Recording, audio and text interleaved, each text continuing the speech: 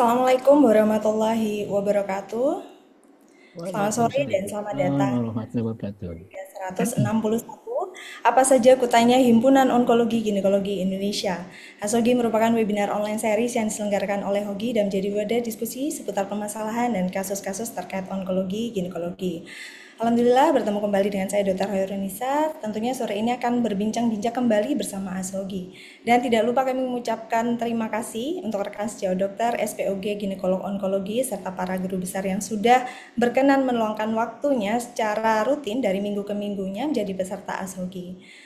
Dan saya juga mengucapkan selamat menjalankan ibadah puasa kepada yang menjalankan dan sambil kita menjelang waktu berbuka puasa kita akan sama-sama berdiskusi tentunya bersama para yang sudah ahli di bidangnya. Baik, di sini sudah hadir narasumber dan moderator yang sudah siap berbagi ilmunya. Izinkan saya menyapa terlebih dahulu. Yang pertama ada Dr. Afi Anggelia Ratnasari, spesialis obstetrik ginekologi spesialis onkologi, magister kesehatan. Beliau ini merupakan konsultan onkologi ginekologi di Fakultas Kedokteran Universitas 11 Maret di RSUD Dr. Muwardi Solo. Selamat sore, Dr. Afi. Selamat sore, Dokter Irmisa, Dokter Risa, Dokter Satrio, dan Dokter Brahmana. Terima kasih Dr. Afi sudah berkenan hadir. Baik, untuk narasumber kita yang kedua yaitu Dr. Setio Teguh Waluyo, spesialis obstetrik ginekologi spesialis onkologi. Beliau merupakan konsultan onkologi ginekologi di Fakultas Kedokteran Universitas Lambung Mangkurat di RSUP Ulin Banjarmasin.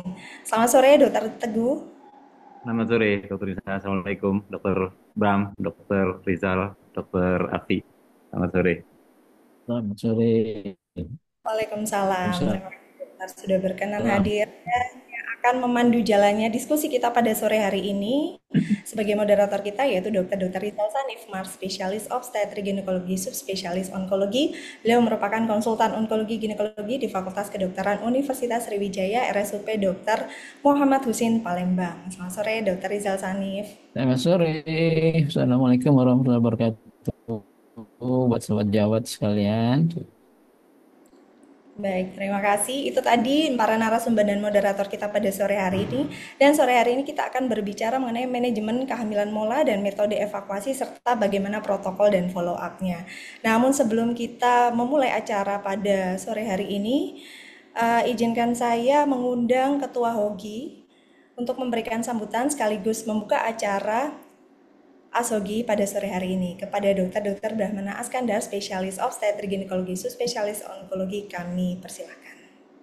Assalamualaikum warahmatullahi wabarakatuh. Selamat sore. Waalaikumsalam Yang saya warahmatullahi hormati wabarakatuh. Dr. Rizal Sanif di Palembang, kemudian Dr. Afi Angelia di Solo, Dr. Setio Teguh Waluyo di Banjarmasin ya.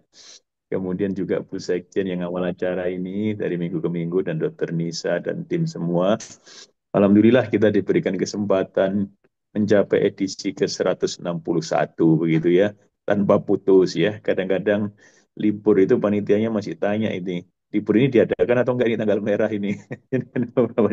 Jadi saking antusiasmenya luar biasa. Nah, topik siang ini penting ya, karena evakuasi itu nanti ditanyakan pada expertnya ya, kapan saya kuret, kapan saya milih histerektomi, kemudian bagaimana follow up-nya ya.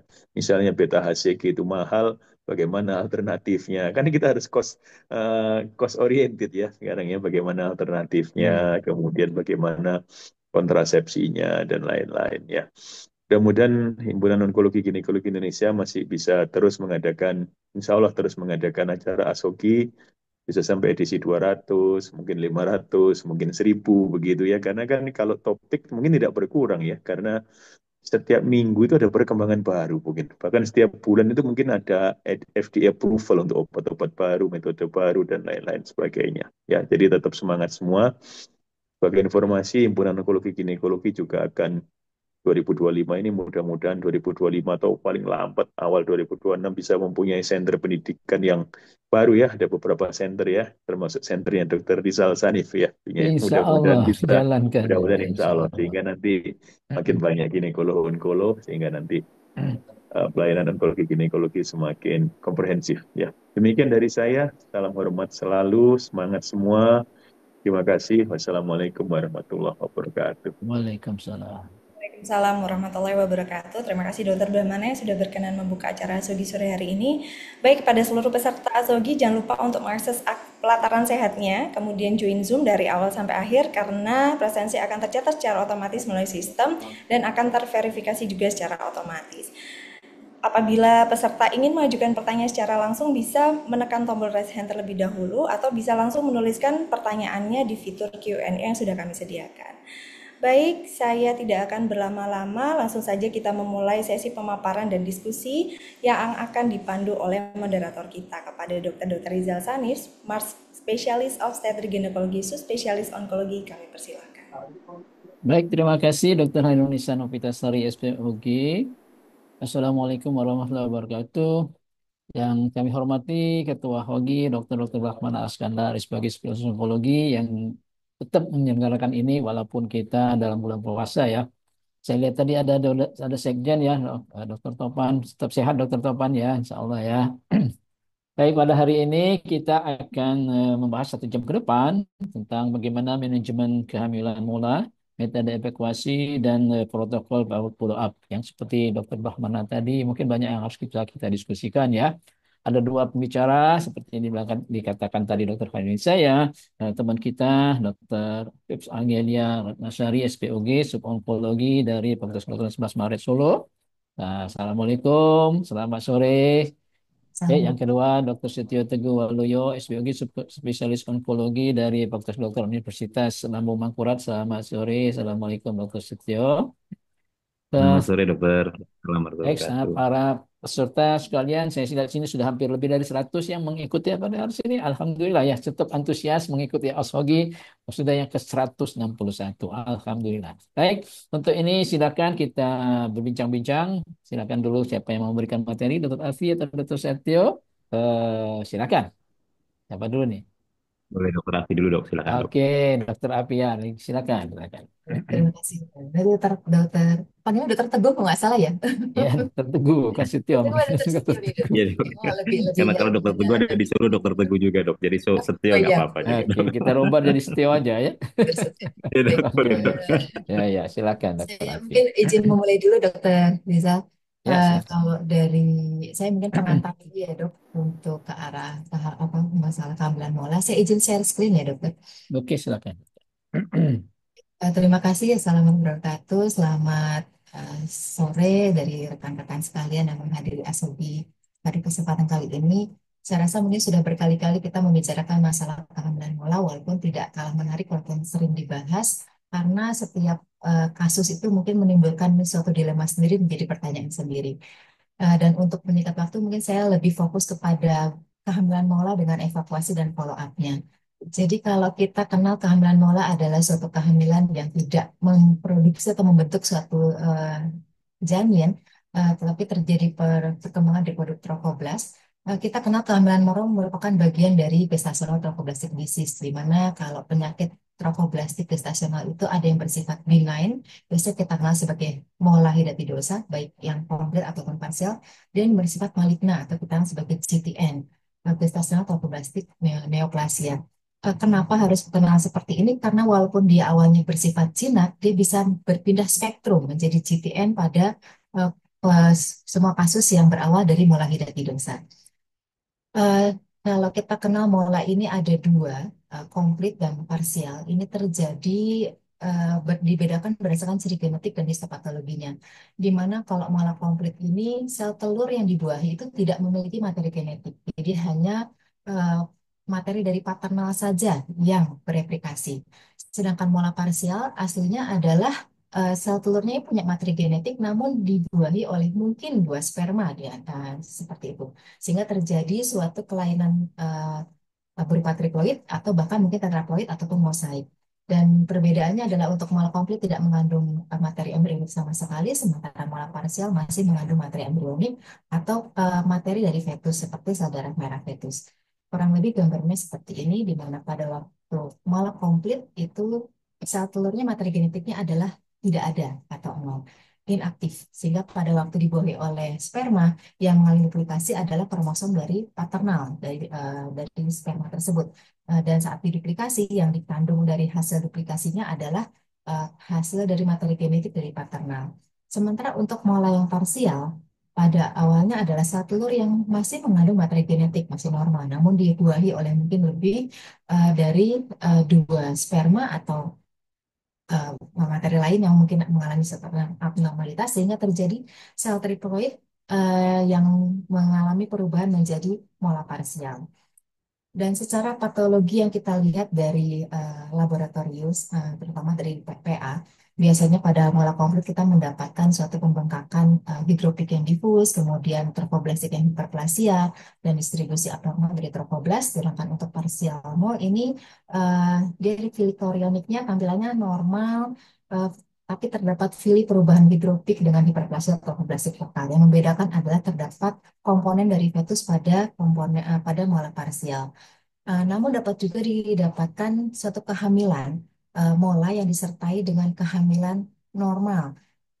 Misalnya pada beberapa kasus ada beberapa yang sudah mengerikan dalam kondisi seperti ini. eh, Mola tersebut disertai dengan suatu kehamilan normal. Hamil normalnya tidak ada masalah, namun hamil kembarnya satunya lagi adalah kehamilan mola. Atau kehamilan kembar, di mana kehamilan satunya normal, satunya lagi adalah mola parsial. Banyak varian-varian dari mola yang mungkin eh, setelah kita berjalannya praktek baru ketemu gitu ya. Tapi kejadian mola sendiri tidak begitu sering, mola parsial lebih tidak sering, dan kejadian yang bersamaan antara kehamilan mola dengan kehamilan normal juga lebih jarang lagi kita temukan. Namun ada baiknya kita tahu malah mungkin saja terjadi hal-hal seperti ini dalam kehamilan mola yang dialami oleh pasien. Jadi kalau secara umum perbedaan dari mola komplit dan parsial ini selain dari kariotipenya dan patologinya, secara klinis biasanya kalau mola komplit ini karena isinya adalah folifiliforionik yang enlargement, jadi ukuran uterusnya lebih besar daripada usia kehamilan. Sedangkan untuk mola parsial seringkali tidak didapatkan pembesaran uterus yang seperti pada mola komplit, jadi hampir mungkin seperti pada usia kehamilan seharusnya atau bahkan lebih kecil daripada usia kehamilan. Mola komplit lebih banyak disertai dengan kejadian distal lutein dan sering disertai dengan berbagai komplikasi seperti pregnancy induced hypertension. Dan kejadian postmolar GTN-nya lebih tinggi pada mola komplit dibandingkan yang mola parsial. Manifestasi klinis saya rasa mungkin sudah sering kita hadapi seperti ini ya. Perdarahan umumnya diketahui karena perdarahan pervaginam pada trimester 1 yang mungkin bisa disertai dengan gejala penyertaan ini ya, komplikasi seperti hiperemesis porfidarum, preeklamsia, hipertiroid, atau gangguan pernapasan. Dan seringkali didapatkan ekspulsi material seperti anggur melalui vagina, biasanya merupakan ciri yang lebih sering ditemukan pada trimester kedua. Kita memerlukan beberapa hal untuk menegakkan diagnosis ke arah mola. Eh, yang pertama adalah pemeriksaan penunjang eh, berupa kadar beta HCG, yang dimana kadar beta HCG serum kuantitatifnya seringkali tinggi, bahkan kadang di atas 100.000. Dan pada mola parsial beta HCG seringkali masih dalam kisaran normal, namun normal yang tinggi karena terkait dengan kehamilan. Pada USG seringnya kita dapatkan gambaran snow appearance yang bersamaan dengan tidak adanya materi embrio, terutama dapat lebih sering tampak lebih jelas gambaran ini pada USG trimester kedua. Dan pemeriksaan lainnya adalah pemeriksaan histopatologi yang merupakan gold standard untuk menegakkan diagnosis mola hidatidosa. Kita masuk kepada tata laksana. Jadi tata laksana mola itu secara standarnya adalah dilatasi dan evakuasi secara suction curettage. Kita sarankan untuk melakukan pemeriksaan secara lengkap sebelum evakuasi sesuai dengan indikasinya berupa pemeriksaan darah lengkap, pemeriksaan pembekuan darah, fungsi ginjal, hati, jika diperlukan tiroid, dan tentunya kadar beta HCG kuantitatif yang kita lakukan pada pemeriksaan sebelum melakukan evakuasi untuk menegakkan diagnosis mola, kesesuaian golongan darah, dan ronsen toraks. Untuk session evakuasi yang didahului dengan dilatasi serviks dilakukan sesegera mungkin setelah diagnosis mola hidatidosa ditegakkan dan pasien stabil.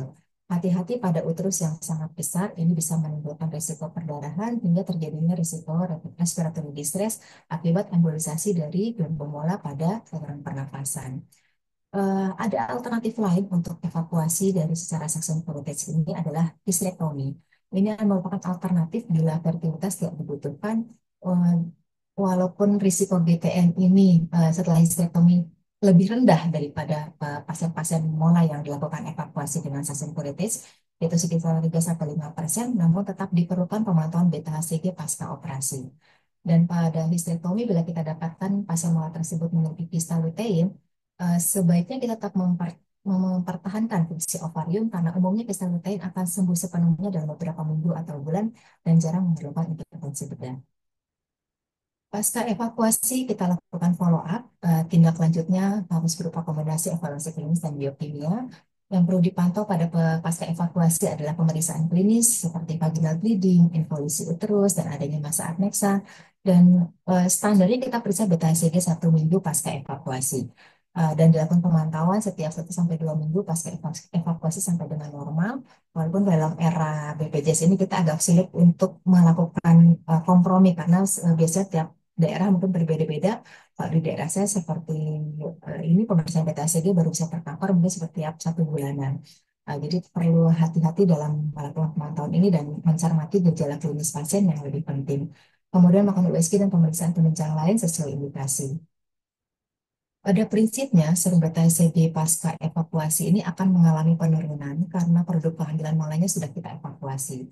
Dan setelah kehamilan molar, kita wajib melakukan pemeriksaan beta HCG ini karena merupakan salah satu indikasi apakah kita mendapatkan suatu indikasi suatu kehamilan molar ini akan beregresi menjadi baik atau malah menjadi progresi menjadi suatu gestasional tromboblastik neoplasia. Kalau dalam ini adalah satu grafik yang membandingkan perbedaan penurunan HCG pada beberapa kondisi kehamilan setelah evakuasi kehamilan dilakukan. Pada kondisi term pregnancy biasanya langsung terjadi penurunan secara drastis sehingga pada 2 minggu setelah evakuasi sudah tercapai kadar normal. Namun pada mola hidatidosa di sini didapatkan pada 2 minggu pertama memang beta HCG menurun dengan drastis, kemudian akan menurun secara perlahan dan diharapkan sampai lebih kurang pada 12 minggu setelah evakuasi didapatkan kadar yang normal untuk beta HCG. Sehingga penurunan kadar beta HCG setiap minggu atau tadi setiap 2 minggu hingga kadarnya normal itu dibutuhkan untuk kita melihat pemantauan pasien-pasien molar hidatidosa pasca evakuasi. Diharapkan didapatkan kadar normal dalam 3 kesempatan berturut-turut, kemudian dievaluasi setiap bulan selama 6 hingga 12 bulan untuk mengidentifikasi pasien-pasien dengan kemungkinan gestasional tromboblastik neoplasia yang memerlukan pengobatan adjuvan. Follow up pasca evakuasi ini kita memerlukan pemeriksaan beberapa hal tertentu, misalnya adalah klinis, kemudian pemeriksaan beta HCG, kemudian juga kita harus pantau dengan USG.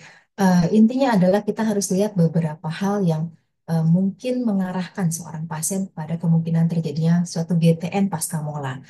Sehingga pertama kita harus evaluasi akurasi pemeriksaan beta HCG, apakah lab itu kemudian cukup baik untuk mendeteksi beta HCG, termasuk pengenceran yang dilakukan untuk menghindari hasil positif palsu dan negatif palsu.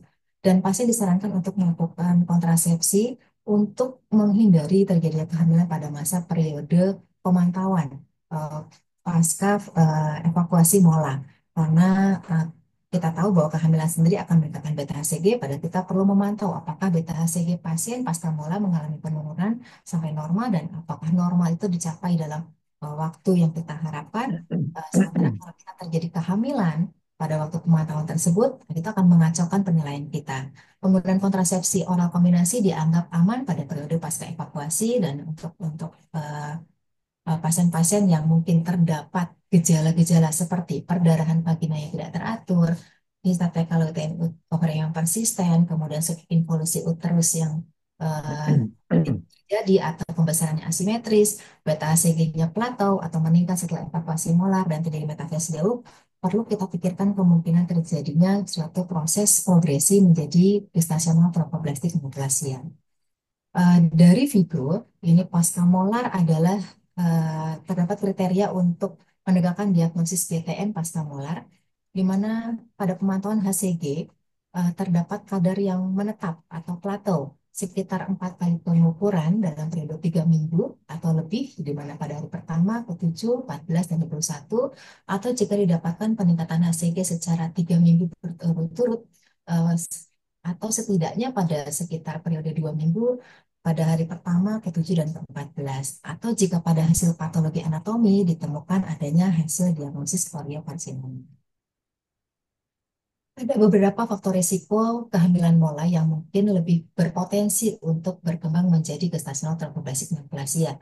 Yang pertama adalah kadar beta HCG praevakuasi yang sangat tinggi, di mana umumnya di atas 100.000, ukuran uterus yang sangat besar, mendapatkan kristal lutein, bertambahnya usia ibu, didapatkan sindrom desas pernapasan pasca evakuasi, hipertiroid, dan subinvolusi uterus.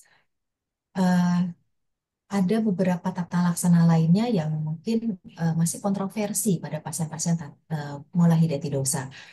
Jaringan sisa pasca evakuasi mola umumnya mengalami regresi spontan pada sebagian besar pasien dengan normalisasi konsentrasi HCG pada 92% pasien. Namun ada beberapa juga yang regresinya lebih lambat atau kecenderungan regresi, sehingga beberapa literatur mungkin mempertimbangkan untuk beberapa tata laksana alternatif pada kondisi-kondisi pasien-pasien pasca evakuasi mola dengan suction curettage.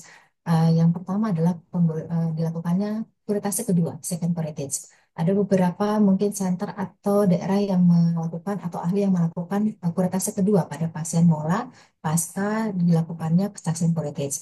Namun beberapa penelitian, salah satunya adalah Osborne et al., prioritas kedua ini walaupun menunjukkan efek terapeutik dan memungkinkan untuk menghilangkan kebutuhan kemo pada sekitar 40% pasien dengan GTN pasca mola risiko rendah dan metastatik, namun tidak memberikan efek yang cukup bermakna, sehingga tidak begitu disarankan untuk melakukan prioritas kedua tanpa indikasi yang jelas. Ada juga yang mengusulkan suatu profilaktik kemoterapi. Namun pada suatu studi RCT ditemukan hanya memberikan manfaat pada pasien mola dengan faktor risiko tinggi GTN. Namun di sisi lain dia juga meningkatkan resistensi kemoterapi, sehingga jika tidak diperlukan sangat tidak dianjurkan untuk memberikan profilaktik kemoterapi. Mungkin sedikit dari saya seperti itu, dokter. Secara singkat bahwa standar tata laksana kehamilan mola adalah datasu dan suction evacuation, dan pemantauan pasca evakuasi memegang peran penting dalam identifikasi GTN pasca mola, dan compliance dalam pemantauan beta HCG memegang peran penting dalam pemantauan ini progresi kepada GTN pasca evakuasi kehamilan mola. Masih kontroversi untuk melakukan second curettage dan profilaktik kemoterapi pada kehamilan mola hidatidosa. Mungkin lebih detailnya akan dijelaskan oleh Dr. Setia. Terima kasih. Assalamualaikum warahmatullahi wabarakatuh. Baik, terima kasih Dokter Afi. Ini saya sekali lihat QA ini sudah ada yang bertanya nih. Nanti sudah mulai banyak. Antusias juga nih akan bertanya. Tapi kita masih ada satu lagi ya. Silakan Dokter Setio. Saya panggil Dokter Setio saja. Silakan Dokter Setio. Menambahkan. Dokter Ida. Silakan. Jadi karena sudah sangat lengkap oleh Dokter Afi, mungkin saya sedikit menyampaikan yang belum tersampaikan Dokter Afi untuk melengkapi ya dok, izin. Silakan, silakan. Ya, ya. Baik, yang pertama saya ucapkan terima kasih kesempatannya diberi kepercayaan untuk memberi sharing mengenai mulai dari dosa di Asogi kali ini. Salam hormat untuk para profesor, guru besar, dan guru-guru saya semua. Jadi izin menyampaikan untuk sedikit melengkapi sehingga dapat digunakan menjadi bahan untuk pembahasan berikutnya. Jadi untuk di slide ini mungkin sudah disampaikan oleh Dr. Afi bahwa mola pregnancy atau kehamilan mola ini merupakan GTD ya, yang dibagi menjadi dua, yaitu partial mole dan complete mole tentunya. Saya lanjut saja. Jadi secara definisi mungkin, jadi mola pregnancy ini merupakan kegagalan atau genetik fertilisasi yang ditandai dengan adanya fili hidrop dan hiperplasia dari trofoblast dan atau ada dan atau tidak adanya embrio yang secara klinis tampak seperti gelembung-gelembung mola atau yang sering kita sebut dengan grape-like. Makanya kita sebut dengan hamil anggur. Lalu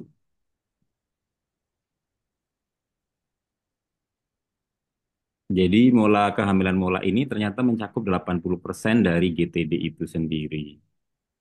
Dan secara epidemiologi ternyata kehamilan mola ini berkisar antara setengah sampai 1/1000 kehamilan, dan angka kejadiannya sering di negara seperti Asia Tenggara, Timur Tengah, dan Afrika. Secara usia ternyata yang berhubungan pada usia-usia perempuan yang ekstrim seperti sangat muda atau sangat tua. Ternyata kejadian mola hidatidrosa di kehamilan sebelumnya pun merupakan faktor risiko terjadinya kehamilan mola di kemudian hari. Dan secara etiopatofisiologinya ini mungkin sudah dijelaskan oleh Dokter Afi dengan sangat baik ya, sehingga mungkin saya slide next saja, skip aja. Dari untuk menentukan diagnosisnya, kita tentunya yang pertama kita lihat dari manifestasi klinisnya ya, di mana ukuran rahim atau uterus biasanya lebih besar daripada usia kehamilannya, adanya mual muntah yang berlebihan karena memang kadar beta HCG yang sangat tinggi, dan biasanya disertai dengan vaginal bleeding, biasanya ada gelembung-gelembung mola yang ikut keluar seperti disampaikan oleh Dokter Afi sebelumnya. Ini terjadi biasanya di antara usia kehamilan 6 sampai 16 minggu. Lalu biasanya terjadi juga toksimia seperti preeklamsia dan hipertiroiditosis. Dan dari pemeriksaan penunjang kita butuhkan pemeriksaan laboratorium, yaitu kadar beta HCG biasanya lebih dari 100.000, dan pada mola parsial biasanya akan lebih rendah kadar beta HCG-nya. Yang paling khas adalah dari pemeriksaan penunjang, yaitu hasil dari pemeriksaan ultrasound, di mana sangat khas sekali. Kita bisa pada saat memeriksa sudah bisa dengan mudah langsung menentukan bahwa apakah itu kehamilan mola, atau baik mola komplit ataupun mola parsial. Ini adalah beberapa contoh gambaran dari hasil USG dari kehamilan mola dan kehamilan normal.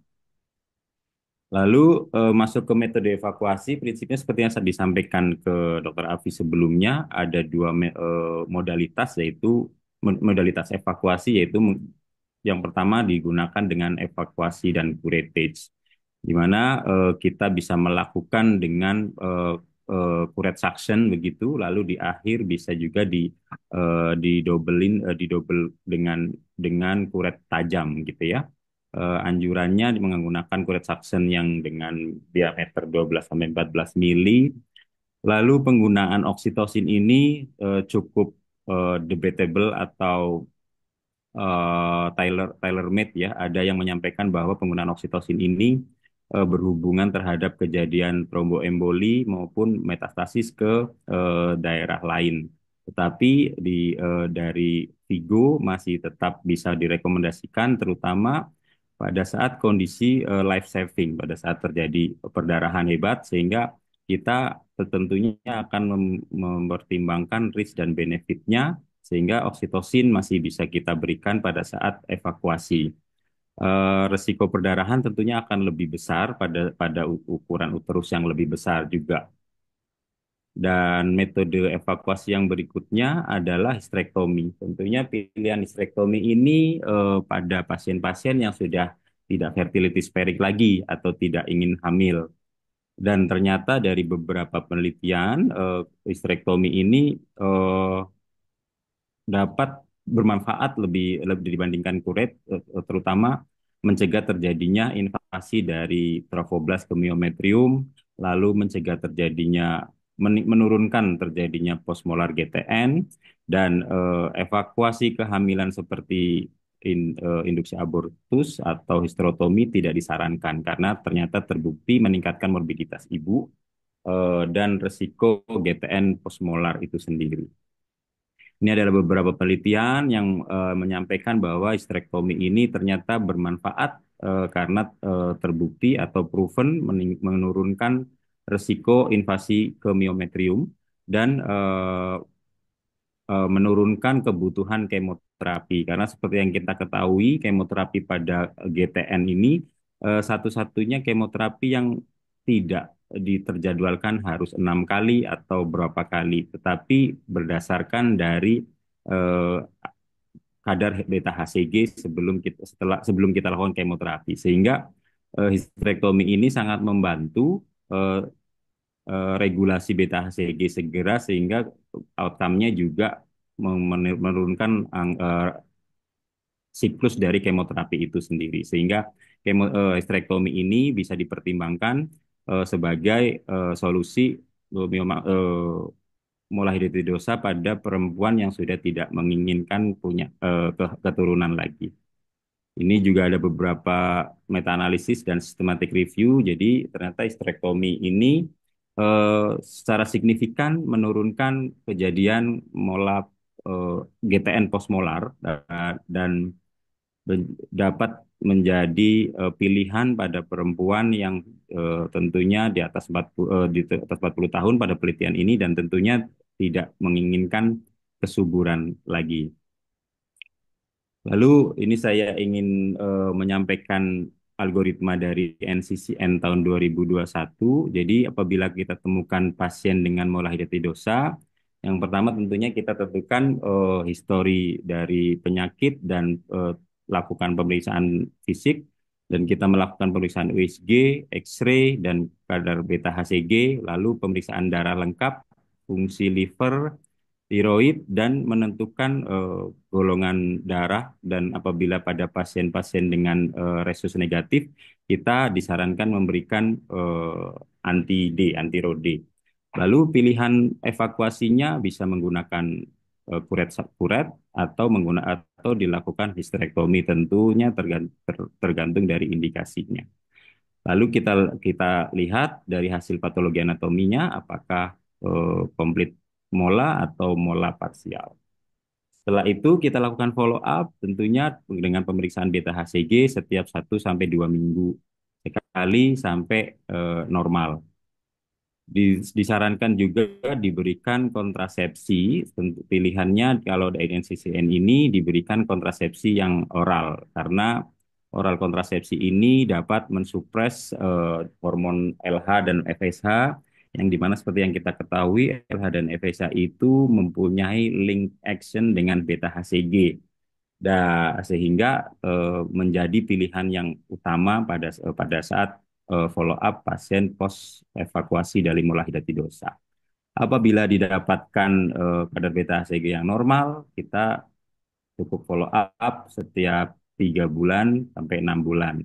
Apabila ternyata beta HCG-nya persisten, yaitu bisa plateau kurang lebih 10% dan meningkat dalam pemeriksaan 3 kali berturut-turut atau meningkat 2 kali berturut-turut, kita masukkan dengan kategori persisten atau GTN postmolar.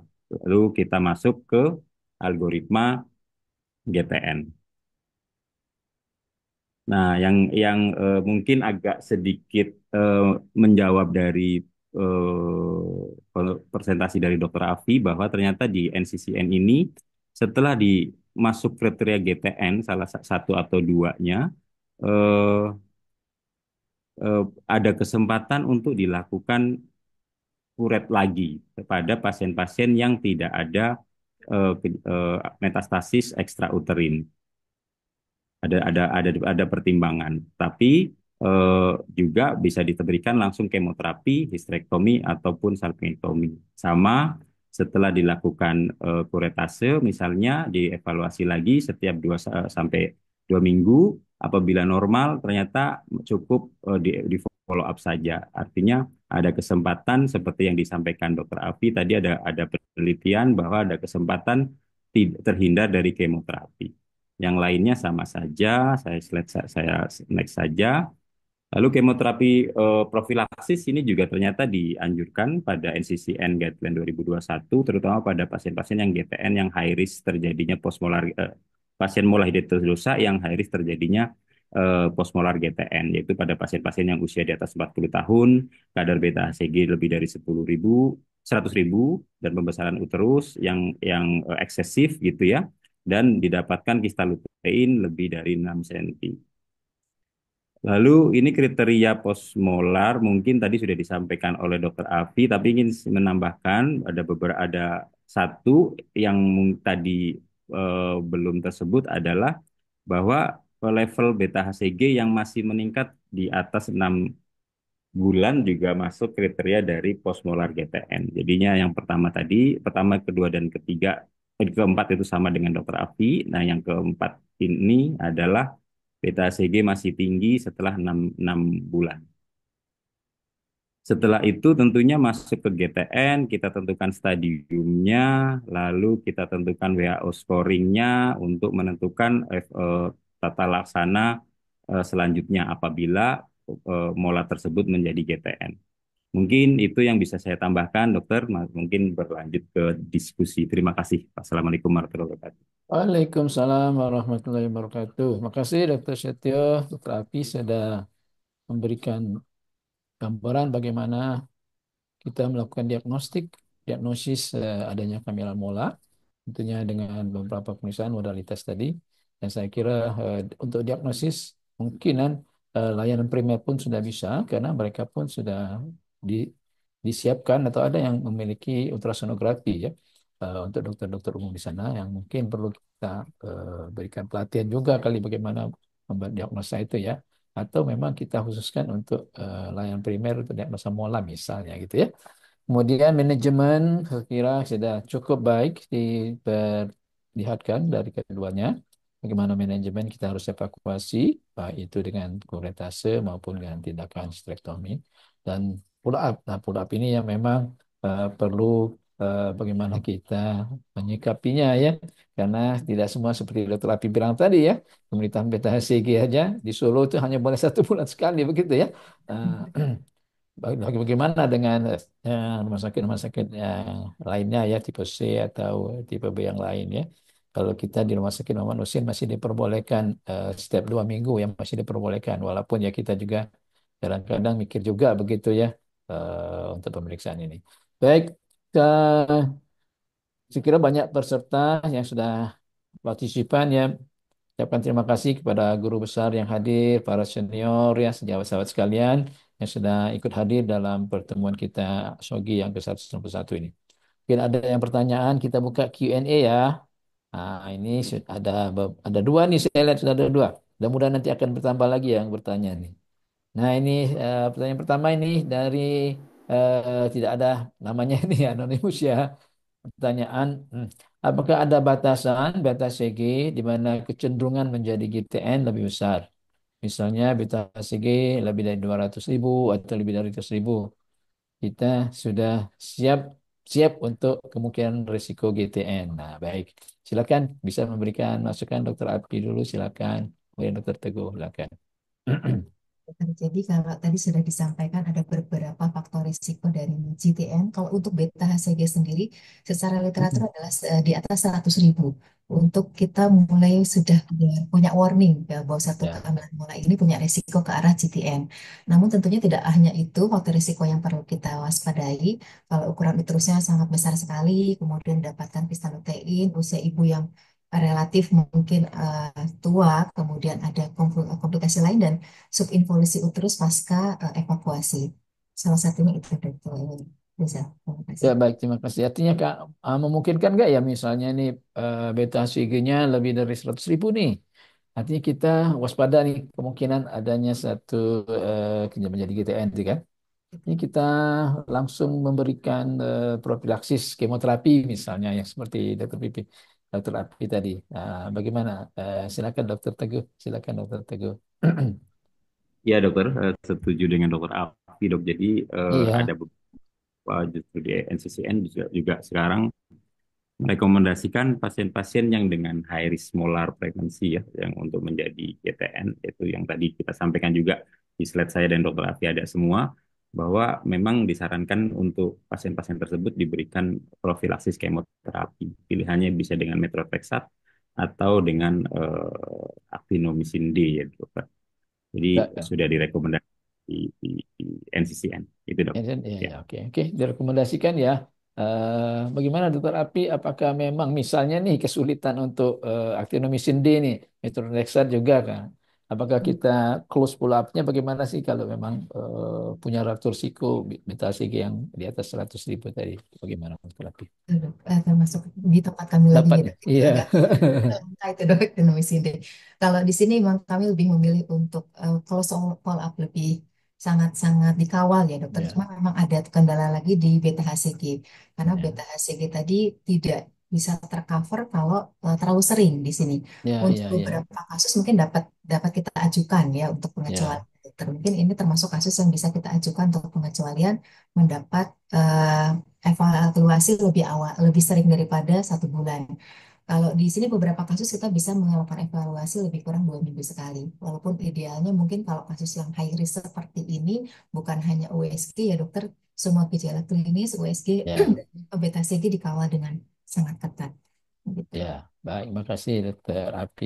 Ini kita lihat pertanyaan kedua ya. Pertanyaan kedua. Jika kita kesulitan bereksploitasi, nah ini tadi yang ditanyakan lagi ya. Apakah USG rutin disarankan untuk deteksi dini jika terjadi ya, jika terjadi GTN? Atau katakanlah untuk deteksi dini untuk kemungkinan terjadinya GTN. Eh, Silakan Dokter Teguh atau Dokter Api silakan. Dua-duanya gantian aja jawab. Silakan. Kalau memang. Sebetulnya standar tetap kita perlu Ya, beta HCG ya dokter. iya betul. WSG itu, WSG itu membantu kita memprediksi. Jadi kalau pasien dengan pasca evakuasi kita lihat kok klinisnya subinvolusi, kemudian kita lihat USG-nya kok masih ada residual atau bahkan tanda-tanda invasi gitu, kita lebih berpikir lagi ya bahwa ini kemungkinan progresi karena GTN. Tapi penegakan GTN-nya selain dari histopatologi tetap sebetulnya dengan pemantauan beta HCG. Gitu. Makasih. Silakan Dokter Teguh.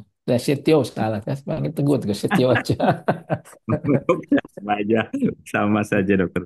Ya, jadi sama dok, kita tetap butuh beta ACG, cuma perannya USG memang kita butuhkan setiap pasien ini kontrol. Pertanyaannya kan untuk mempreventif terjadinya mulai dosa, tentunya tidak bisa hanya dengan pemeriksaan USG saja dokter. Jadi tetap harus digabungkan, saling melengkapi. USG membantu kita untuk menentukan apakah di site-nya di intrauterinnya masih ada secara makroskopis masih ada sel-sel trofoblast gitu dokter. Selain yang GTN, selain beta HCG yang kita bisa periksa dengan pemeriksaan darah. Itu saja sih dokter. Mungkin perannya juga apabila pasien tersebut ternyata persisten beta HCG, kita tentukan apakah di dalam tersebut memang masih ada eh, masa trofoblast atau tidak. Sehingga untuk mempertimbangkan ke arah berikutnya penata laksananya ada mungkin bisa dilakukan histerektomi pada pasien tersebut. Tapi tentunya harus dieksklud tidak ada metastasis di tempat lain, dokter. Mungkin itu tambahan dan peran USG, dokter. Terima kasih. Baik, terima kasih. Kita pertanyaan berikutnya nih ada yang berkaitan dengan beta HCG nih pertanyaan. Nomor dua, evaluasi beta HCG kami di kabupaten untuk pemeriksaan mahal ya mahal memang ya. Nah, selain unit tes kehamilan, kehamilan kan biasanya hanya positif 25 atau 50 gitu ya. Bagaimana dengan cara lain? Bisa nggak kita yang seperti yang dibilang Dokter Api tadi dengan titrasi misalnya? Mana laboratoriumnya mungkin nggak bisa juga minta titrasi ya. Bagaimana apakah memungkinkan untuk kita sarankan untuk pemeriksaan titrasi ya? Silakan Dokter Api. Dokter, prinsipnya tetap beta HCG ya dok, kita pegang Ya, ini. Masalahnya tadi tidak semuanya punya kemampuan. ya, Kalau untuk titrasi dari tes urin kehamilan, memang ada beberapa yang melakukan hal seperti itu. Tapi kalau Mm-mm. secara bukti kekuatan klinisnya, saya rasa masih belum mendukung ya dok. Ada Ya beberapa hal betul. yang perlu kita Mm-mm. pikirkan. Mungkin mentitrasinya kita tidak tahu levelnya berapa di awal. Kemudian pada waktu pemantauan, misalnya sekarang kita dapat sekian kali titrasi, berikutnya dapatnya sekali titrasi. Tidak menjamin turunnya log dari beta Ya HCG. betul. Gitu. Jadi ada Mm-mm. beberapa hal yang mungkin lebih riskan untuk kita mengandalkan titrasi urin sebagai pengganti pemeriksaan beta HCG. Alternatif kelihatannya belum ada, tapi kalau kita Ya, kombinasikan dari kewaspadaan klinis, USG gitu, dan tentunya tetap membutuhkan beta HCG tapi lebih selektif, mungkin tidak dilaksanakan setiap saat, mungkin lebih bisa mendeteksi pasien-pasien yang progresi ke PTM. ya, ya, ya. Dokter Teguh silakan Dokter Teguh. Kalau di kota nggak masalah dah itu kan kita tinggal tulis aja laboratorium periksa di kabupaten Iya, ini ya. betul. Heeh. Jujur kalau saya titrasi itu sudah tidak melakukan ya dokter. Hanya tahu riwayatnya dulu pernah ada yang melakukan titrasi gitu. Sehingga mungkin jadi pertimbangan lain adalah kita mensiasatinya dengan pemeriksaan beta HCG-nya tidak terlalu sering dengan yang penting dapat memenuhi kriteria apakah ini masuk ke diagnosis GTN atau tidak, dokter. Misalnya Ya, ya. kita tahu beta HCG-nya berapa awalnya, lalu kita periksa 3 minggu lagi, atau bahkan paling jeleknya kalau dari daerah betul-betul asal tidak ada keluhan secara klinis, tentunya kan kita tidak bisa, kalau seperti ini kan kondisi yang khusus tidak bisa standar betul ya. Kalau tidak ada kondisi klinis yang mengancam, mungkin bisa diperiksa setelah 6 bulan apakah beta CG-nya masih tinggi atau tidak, masuk itu paling jeleknya dokter. Jadi selain tadi ada solusi titrasi dari dokter Afi, mungkin yang bisa kita kerjakan lagi kalau memang benar-benar terbatas apa fasilitas tidak bisa melakukan beta HCG, mungkin bisa ke kota sebulan sekali atau 6 bulan berikutnya setelah kehamilan mola, mungkin bisa dikerjakan dokter. Tentunya dengan kondisi tertentu klinis kita perhatikan betul apakah merupakan keadaan emergensi atau tidak. Mungkin itu dok pandangan lainnya dok. Terima kasih. Baik. Terima kasih. Artinya apapun bisa kita lakukan ya. Tapi memang patok nomoliknya kita harus beta HCG begitu ya, serum ya. Pertanyaan berikutnya ini pemilihan kontrasepsi oral spesifiknya yang pasca evakuasi mola. Apakah kombinasi atau tunggal progestin? Nah, tadi kan silakan gimana kita pakai pil kontrasepsi karena kalau di puskesmas itu banyak pilnya, pil KB. Andalan pun murah itu di apotek ya. Silakan dokter Alfi ya. Sebetulnya sih semua pilihan dari KB oral diperbolehkan. Hanya yang dilihat adalah risikonya. Kadang-kadang kalau kita menggunakan uh, progressin only dengan pil kombinasi, kita harus lihat apakah ada faktor risiko untuk kardiovaskular pada pasien. Jadi kalau untuk progressin dan apa namanya kombinasinya sendiri boleh diberikan sebagai pilihan kontrasepsi. Karena kita selektif seperti pada umumnya kita melakukan seleksi pada pasien-pasien melakukan terapi KB hormonal. Baik. Dokter Teguh ada pendapat silakan. Ya dok, sedikit menambahkan saja. Jadi kalau eh, bisa kita berikan yang kombinasi, itu kita memfollow up-nya lebih enak dok. Apalagi kalau misalnya mengenai perdarahan per vaginam. Biasanya kalau kita berikan kontrasepsi yang kombinasi, menstruasinya akan lebih teratur dokter. Terus manfaat lainnya sehingga kita tidak ter, ter, ter apa tersamarkan apakah itu perdarahan per vaginam karena molanya atau GTN-nya atau memang karena efek dari hormonal kontrasepsinya sehingga mungkin itu pilihan pilihan dari sisi lain.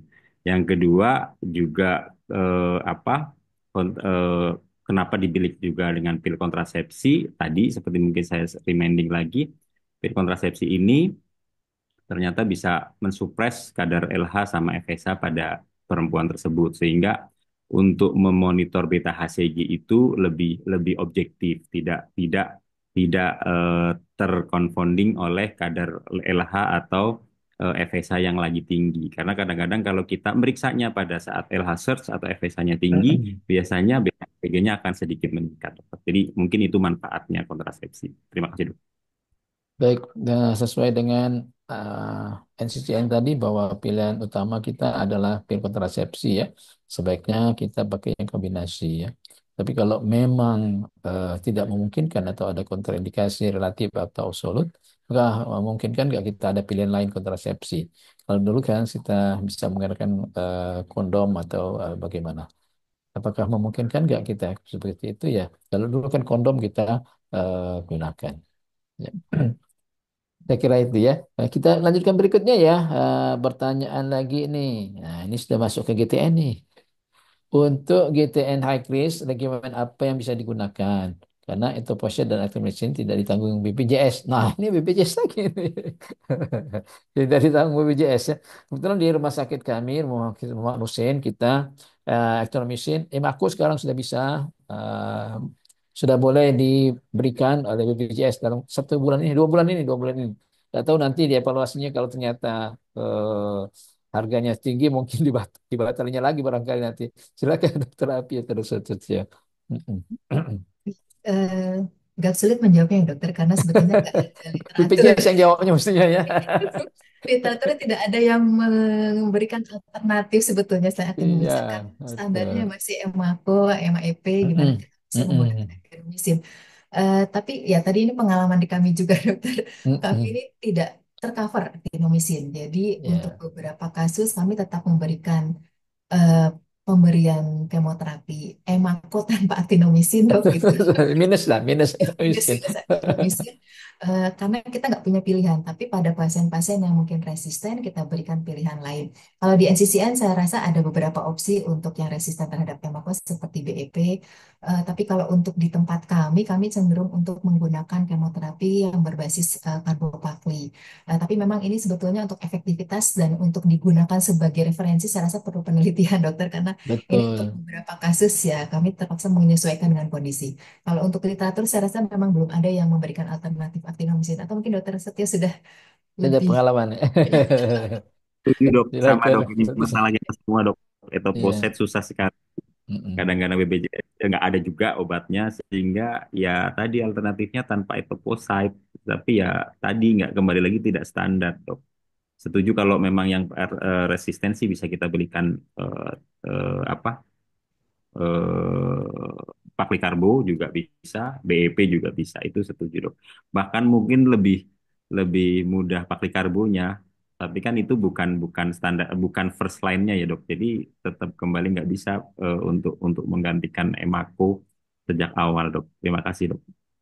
Ya, artinya kalau kita lihat Kementerian Kesehatan ya menyatakan tahun 2030 90% pasien kanker harus tertangani diberikan pengobatan yang optimal. Nah, mudah-mudahan Kementerian Kesehatan Semoga dengan aman ya BPJS dok. ya, iya harus Harapan kita menyediakan semua. ya. Kami juga baru dua bulan ini sudah boleh memberikan actromycin sudah dapat kami boleh. Baik, kita pertanyaan berikutnya nih. Apa lagi nih? Pasien G2 B1A0 beta CG-nya 97.000 ya. Kualitas CPA mulai parsial. Post-correct 2 bulan beta CG-nya turun ya. Nah, bagus artinya kan. Tapi terus masih 9 cm. Apakah termasuk subinvolusi terus? Apakah masuk GTN? Perlu kemo atau tidak? Atau kita tunggu lagi 1 bulan? Ini follow up ya. Silakan Dr. Api atau Dr. Teguh dulu silakan. Dr. Setia. Silakan. Follow up-nya bagaimana? Jadi membesarnya itu di dalamnya masih ada sisa konsepsi atau tidak ya dokter? Ya, Tentunya ya. kita harus lihat dulu. Kalau memang membesarnya masih ada sisa konsepsi, ya apa? Berarti evakuasi masih ada proses tersebut ya. Ini setelah dievakuasikan. Lalu setelah 2 bulan dari 97 ke 651 sih cukup baik gitu dok. Cukup baik. Tentunya eh, apa kita harus cari tahu dulu. Kalau saran saya sih ini diperiksa lagi berikutnya, mungkin 2 minggu berikutnya dokter, untuk apakah terjadi penurunan beta HCG atau tidak, dan dipastikan lagi bahwa di apa membesarnya itu apakah memang ada masih sisa konsepsi atau tidak dokter. Terima kasih dokter. Jadi bahwa Ya. ada juga sebetulnya pilihan lain mungkin untuk Hasanah lebih ya dok. Pemeriksaan hyperglycosylated HCG. Jadi menentukan apakah itu GTD-nya itu GTD yang quiescent, diem aja. Dia biasanya akan tetap tinggi tapi tidak normal juga. Atau memang GTD yang menjadi GTN. Ya, Dalam ya. penelitian sudah proven bahkan spesifisitinya sampai 80 sampai 100% bahwa kalau ternyata dia GTD saja, diperiksa HCG saja dengan hyperglycosylated, itu HCG-nya sama. Tapi begitu Ya. hyperglycosylatednya dia tinggi, yang itu yang GTN. Jadi itu untuk membedakan. Tentunya HCG saja susah kita dok, apalagi hyperglycosylated. Itu mahal dan susah Ya, ya, ya. dapatnya. Tapi untuk Hasanah lebih bahwa ada modalitas lain juga untuk pasien-pasien yang kita seperti yang saya tadi dokter Afi bilang bahwa GTN ini mola ini sering dibahas, tetapi dalam pengalaman klinisnya itu kadang-kadang ada pengalaman-pengalaman yang membingungkan. Kadang-kadang nggak normal betul, tapi segitu aja nggak selesai-selesai. Jadi mungkin ada tambahan solusi untuk itu, dok. Terima kasih, dokter. Oh, terima kasih Dokter Teguh ya. Silakan Dokter Api. Baik, dokter. Kalau kita lihat, saya setuju dengan dokter Seto Ya, tadi. ya. Kalau kita lihat uterus masih 9 cm pada pas 2 bulan pasca evakuasi, kan kita harus bertanya-tanya kenapa kok dia nggak ngecil gitu ya dok ya. Pasti biasanya umumnya terdapat proses pada uterus yang perlu kita evaluasi lebih lanjut. Jadi sebelum kita berpikir ini mungkin akan lah turun di beta HCG-nya, kayaknya sih bukan PTN begitu, tapi mungkin ada hal lain yang kita terlewat. Mungkin ada baiknya kita lebih fokus pada pemeriksaan uterus yang subinvolusi ini Ya. penyebabnya apa? Apakah memang ada proses intrauterin yang mungkin mengarahkan kita kepada kecurigaan yang arah CTN. Kalau dari beta HCG-nya sendiri mungkin memang kita tidak begitu curiga, walaupun harapannya kalau 2 bulan mungkin sudah lebih rendah lagi karena tadi 2 minggu pertama dia ekstrim turunnya. Nah, mungkin lebih kita fokuskan dulu. Jadi apakah masuk GTN atau tidak, saya lebih menyarankan coba dievaluasi dulu uterusnya seperti apa. Kalau memang kita tidak menemukan ada sesuatu permasalahan di uterus, mungkin seperti Dr. Sita tadi, ikut saja beta HCG-nya dulu. Tapi karena 2 bulan kok belum turun, belum kecil gitu, mungkin sangat-sangat perlu kita waspadai proses di uterusnya itu, dokter. Baik, kita sudah nggak terasa nih, sudah mau hampir 1 jam ya. Masih ada pertanyaan nih, tidak apa-apa ya kita. Ada 2 pertanyaan, mungkin terakhir ini ya. Dari Princess, saya tanya apakah ada suplemen atau makan yang bisa kita sarankan kepada pasien pasca evaluasi mola yang dapat mempercepat penurunan beta HCG. Apakah sudah ada penelitian yang mendukung, dok? Oke, yang kedua, pertanyaan yang berikutnya ini, kemoterapi pada GTN menjadi tantangan bagi kita semua ya, seperti Dokter Api tadi bilang, kita berikan karboplatin paksel ya. Memang perlu kita lakukan penelitiannya karena keterbatasan obatnya yang ini yang tersedia sebetulnya obatnya. Silakan Dokter Sitio, silakan Dokter Sitio. Makanan, bagaimana disarankan kamu makan apa? Saya, oke. Kalau sudah GTN untuk kembali untuk resolusi jadi normal sih, yang sepengetahuan saya belum ada makanan khusus yang disarankan. Hanya dari epidemiologinya ternyata pasien-pasien mola ini biasanya terjadi pada perempuan yang kekurangan daging merah atau makan sering kekurangan makan daging itu menjadi salah satu faktor resiko sendiri terjadinya mola. Cuma yang terkait apakah makanan apa yang mempercepat penurunan HCG itu saya belum ada kekhususan, belum terbaca ini, dok. Sepertinya sih tidak ada memang ya, dok ya. Tapi mungkin dokter Afi ada pengalaman, silakan, dok. Saya Ya, rasa ya. sama ya, kalau untuk menurunkan WHCG, saya rasa saya belum pernah baca Ya, ya, makanan ya. khusus ya dok, nutrisi khusus yang menurunkan. Ada beberapa rekomendasi untuk memperbaiki nutrien pada pasien-pasien mola dan CTN seperti salah satunya kalau nggak salah penelitian Prof. Andriono dengan pemberian vitamin A. Kemudian ada juga beberapa referensi yang memberikan vitamin D, tapi tujuannya tidak untuk menurunkan beta HCG, tapi untuk memperbaiki fungsi dari antioksidannya dan untuk memperbaiki dari pasca evakuasi mola atau GTN-nya sendiri. Tapi untuk beta HCG-nya saya rasa belum, saya terus terang belum pernah membaca ada yang bisa menurunkan HCG. Oke. Yang karboplatin vaksitase tadi sudah Dokter Api jawab sebetulnya ya. Kemungkinan kita lakukan penelitian begitu ya. Dokter Harunisa ada yang high hand ya? Boleh siapa? Nggak jadi, dok, sepertinya. Oke, nggak jadi. Kalau gitu sudah kita pas kita nih. Sudah 1 jam ya. Sebelum mengakhiri pertemuan kita pada sore hari ini, mungkin ada pesan-pesan atau katakanlah komitmen sedikit dari Dokter Api, boleh Dokter Setio silakan.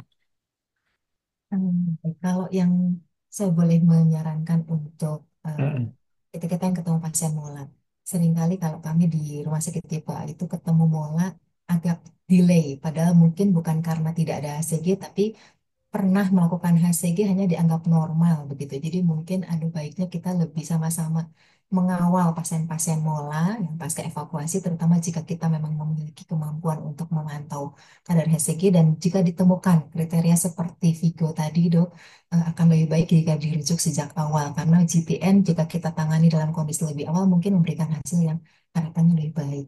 Selebihnya mungkin ya kendala kita bersama untuk beta HCG ya dok, itu saya juga mungkin Ya, kita ya. bicara bersama untuk itu. Kalau dari saya mungkin itu mola sering tapi seringkali juga menimbulkan banyak pitfalls dalam tata laksana kita. Mungkin. Makasih Dokter Afi. Silakan Dokter Setio. Ada yang mau pesan? Iya dok, saya cukup aja dok. Memang mulai ini problemnya adalah follow up-nya ya dok ya. Jadi Ya, sangat penting apabila terjadi mola, yang terutama lagi dok, jangan lupa di PA kan pasiennya. Kadang-kadang nggak di PA kan ya, dan banyak betul. Iya, di iya. PA kan. Walaupun sudah jelas sekali itu mola, kelihatannya itu pesan saya di PA sehingga kita nanti di yang menerima rujukan juga lebih nyaman. Lalu kalau memang tidak ada fasilitas HCG, jangan sungkan-sungkan seperti Dokter Afi bilang untuk merujuk ke center onkologi sehingga tidak neglected, tidak terlantar. Saya tebalin lagi juga Dokter Afi bahwa mungkin salah satu-satunya kanker ginekologi yang bisa sembuh sempurna, bisa hamil lagi segala macam adalah keganasan ini. Sehingga follow up dan perujukan segera dengan ketidakterlambatan adalah poin penting untuk mengelola pasien dengan mulahidatidosa. Mungkin itu dok. Terima kasih dok. Baik, terima kasih Dokter Afi, Dokter Setio. Kita sudah membahas, membincang-bincang tentang bagaimana memanage mola hidatidosa, kemudian kita bagaimana follow up. Dan ini memang kompetensinya adalah kompetensi spesialis obstetrik ginekologi ya. Otomatis mereka sudah harusnya bisa sudah melakukan ini. Kali nanti GTN baru kita dirujuk ke center yang ada onkologi. Baik. Saya kira kita tutup pertemuan kita pada sore hari ini. Saya akan kembali ke Dr. Erunisa sebagai silakan Dr. Erunisa. Terima kasih Dr. Rizal Sanif. Baik, kami ucapkan terima kasih banyak dan apresiasi untuk para narasumber dan moderator kita pada sore hari ini. Terima kasih Dr. Afi, Dr. Teguh, juga Dr. Rizal Sanif. Tadi tampaknya saya nggak perlu meresum lagi karena sudah diberikan oleh masing-masing narasumber take home message-nya. Dan saya mengingatkan kembali untuk para peserta agar mengecek secara berkala akun pelataran sehatnya, kemudian menyelesaikan pembelajaran sampai batas waktu hari Jumat. Dan jangan khawatir untuk yang ketinggalan join Asogi, untuk seri yang sore ini bisa diakses full di akun YouTube Asogi berikut juga dengan seri-seri sebelumnya. Terima kasih banyak atas perhatian dan atensi seluruh peserta Asogi. Sampai jumpa di Asogi seri berikutnya. Kami mohon izin undur diri. Selamat menjelang waktu berbuka puasa. Wassalamualaikum warahmatullahi wabarakatuh. Waalaikumsalam warahmatullahi wabarakatuh. Terima kasih dokter. Terima kasih. Terima kasih Dr. Rizal, terima kasih Sama ya. Dr. Afi, Dr. Rizal. Ya.